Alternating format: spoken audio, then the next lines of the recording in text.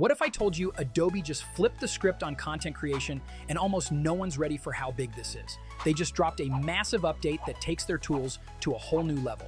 Firefly Image 4 is here with sharper quality, faster results, and full control over everything: style, structure, even camera angles, all the way up to stunning 2K resolution. But that's just the beginning. They unleashed Firefly Image 4 Ultra, built to handle the most complex scenes and tiniest details you can imagine. And now their Firefly video model is finally out of beta.